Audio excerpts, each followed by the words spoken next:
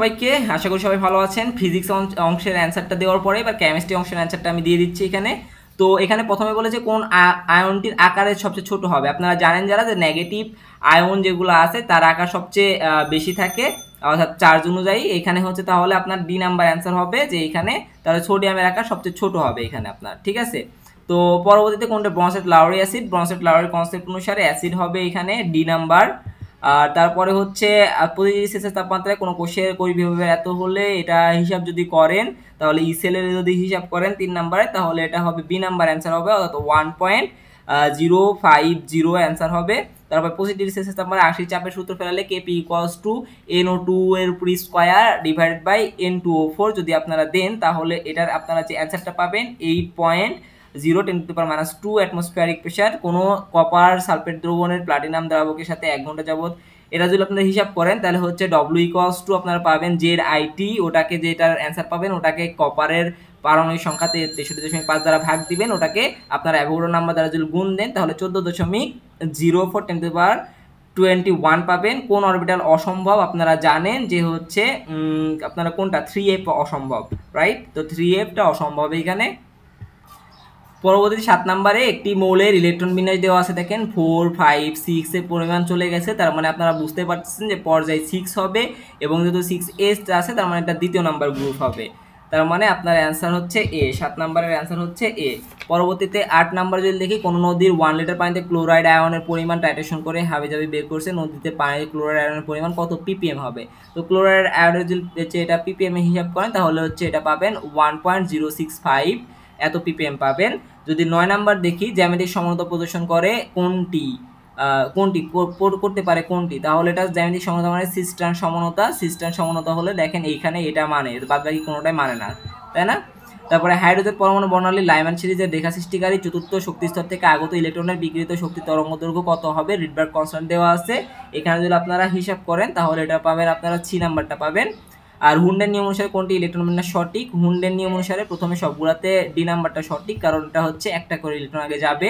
তারপরে আপনারা হচ্ছে 12 নাম্বার যদি এটা করেন, সমীকরণ 27 1 অ্যাটমসফিয়ারিক প্রেসারে 200 লিটার হাইড্রোজেন গ্যাসের প্রস্তুত করতে কি পরিমাণ লোহার প্রয়োজন হবে। তো এটা যদি 12 নাম্বার যদি আপনারা এটা হচ্ছে, আমি একটু ম্যাথ করা লাগবে বলে করি নাই তেমনভাবে, আপনারা হচ্ছে যারা পারছেন এটা কমেন্ট বক্সে জানিয়ে দিবেন।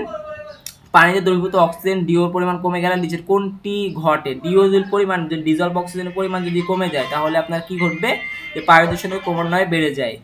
আর তারপরে 14 নাম্বার,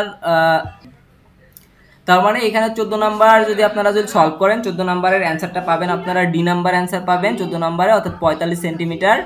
Hg 15 নম্বর প্রতিটি তাপমাত্রায় 0.01 মোলার জলীয় দ্রবণে অ্যাসিটিক বিয়োজন ধ্রুবকের হিসাব যদি আপনারা করেন 15 নাম্বারের অ্যান্সার পাবেন এ। ইউপ্যাক নিয়মে আপনাদের যে এই যৌগটি যে নামকরণ করা হয়, ইউপ্যাক নিয়মে আপনারা এটার হচ্ছে নামকরণ হবে 3,5 ডাইমিথাইল হেক্সানল 3। প্রকৃত খাদ্য সংযোজক হিসেবে আপনারা জানেন যে খাবার লবণ ইউজ করা হয়।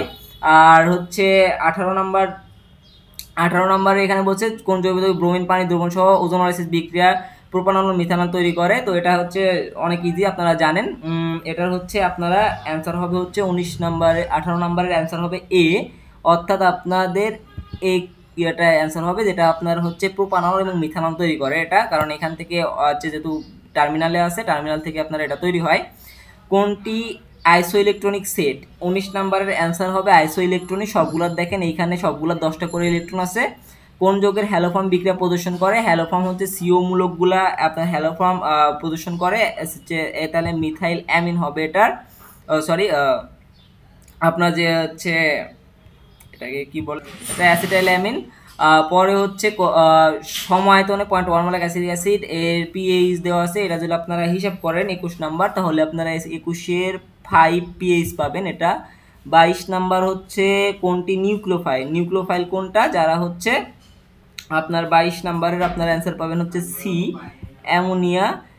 Fe এর ঘনমাত্রা দেওয়া আছে, এটা দেওয়া আছে এখানে হচ্ছে আয়নিক গুণফলের কারণ আপনাদের কিটা হবে এটা 23 নাম্বার। 23 নাম্বারের অ্যান্সার হবে বি, অর্থাৎ আপনার দ্রাব্যতার গুণফল অনেক বেশি হবে, গুণফল অপেক্ষা বেশি হবে।